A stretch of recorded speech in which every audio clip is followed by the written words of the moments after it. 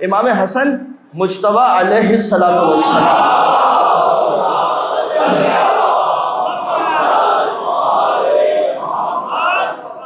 ایک شخص آیا، نام اس کا لکھا تاریخ نے سفیان ابن لیلہ، واقعہ ذہن میں آ گیا۔ دیکھیے اہل بیت، واللہ اہل بیت کس طریقے سے انسان کو پروردگار سے متصل کرتے ہیں۔ سفیان ابن لیلہ آیا، چاہنے والا تھا مولا سے، محبت کرنے والا تھا، آ کے ایک مرتبہ کیا کہتا ہے، السلام علیک یا مذل المؤمنین، کہتا ہے السلام آپ پر ہے مومنین کو ذلیل کرنے والے۔ استغفر اللہ و اتوب الیہ، خدا محفوظ رکھے ہیں۔ کیا جملہ کہہ رہے ہیں؟ سلام آپ پر ہے مومنین کو رسوا کرنے والے۔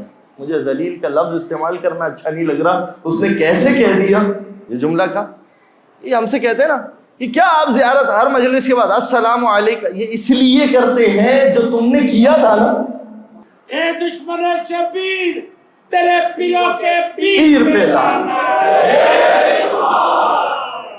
امام نے ایک مرتبہ کہا، گھوڑے پر سوار تھا، امام نے ایک مرتبہ کہا لا تعجل انزل، اترو سواری سے جلدی مت کرو۔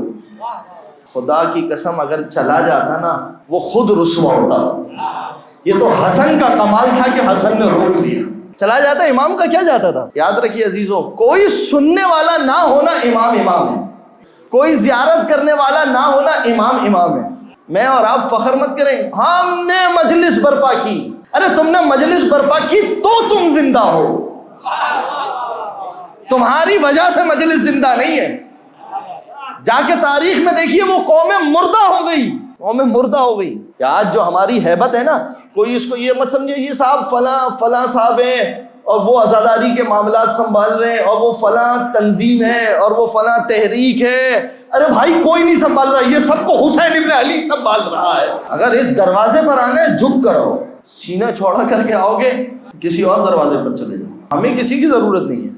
میں یہ کہہ چکا ہوں، یہ باتیں اپنی مجلسوں میں پہلے بھی کہہ چکا ہوں، جس سے برا لگتا ہے لگے، میری طرف سے 2 روٹی زیادہ کھائیں۔ حسین ابن علی کا امام بارگاہ فضائل و مصائب و تعلیمات اہل بیت کو نشر کرنے کے لیے کسی سیاست کے لیے نہیں ہے، کسی سیاست کے لیے دور رکھیں اسے سیاست سے۔ ہیبت ختم ہو جائے گی، یاد رکھیے آج جو ہمارے اجتماع کی ہیبت ہے نا، اور یہ ٹکڑے ٹکڑے ہو رہی ہے، یہ سب آپ لوگ مجھ سے زیادہ بہتر جانیں، اور میں واضح الفاظ میں یہ باتیں کہہ رہا ہوں۔ نہیں پڑھانا مجلس نہیں پڑھوائیں، الحمدللہ خدا نے اتنا دیا ہوا ہے، نجف میں بیٹھ کے سوکھی روٹی کھائیں گے۔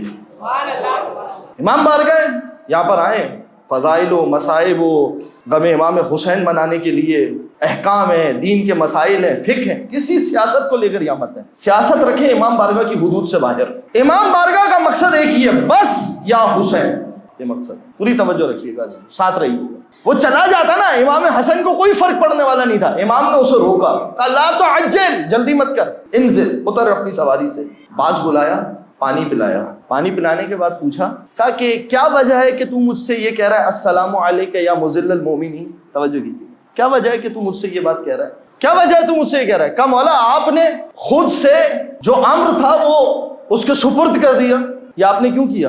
اگر وہ شرائطوں کو پڑھتا نا تو یہ سوال نہیں کرتا۔ دیکھیے محبت کرتا تھا امام سے، پاس تھا، مگر عقیدہ امامت کو صحیح انداز سے نہیں سمجھ پایا۔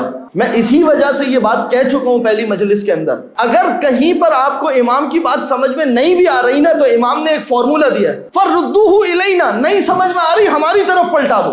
شکوے شکایت کے بعد میں مت داخل ہو جاؤ، تمہیں نہیں سمجھ میں آ رہی ہماری طرف پلٹا دو، ہم تمہیں سمجھا دیں گے۔ امام نے ایک مرتبہ اس کو ایک جواب دیا، اب وہ جواب اگر میں یہاں پر نقل کروں گا تو ایک مجلس کا ایک نیا سلسلہ شروع ہو جائے گا۔ امام نے بس ایک جملہ کا سن لیجئے، امام نے کہا، توجہ کیجئے، امام جب اس نے کہا نا کہ مولا آپ نے یہ چیز اس کے سپرد کیوں کی، امام نے کہا کچھ فیصلے پروردگار کے ایسے ہوتے ہیں جو حتمی ہوتے ہیں جس میں ہم بھی تدخل نہیں کر سکتے۔ کہا دیکھو کچھ پروردگار کے فیصلے، یہ بتاؤ اگر خدا نے کسی چیز کو طے کر لیا ہو تو کیا حسن اس کے خلاف جائے گا؟ نہیں جائے گا۔ اس نے بات سنی، بات کو سمجھا۔ امام نے اب اس سے ایک سوال کیا کہ یہ تو راستہ میرے گھر کا راستہ ہے، ما جاء بک، تو یہاں کیوں آیا تھا؟ تیرا یہاں کیا کام تھا؟ پتہ ہے اس نے جملہ کیا کہا؟ حبک یا حسن، اے حسن آپ کی محبت لے آئی تھی۔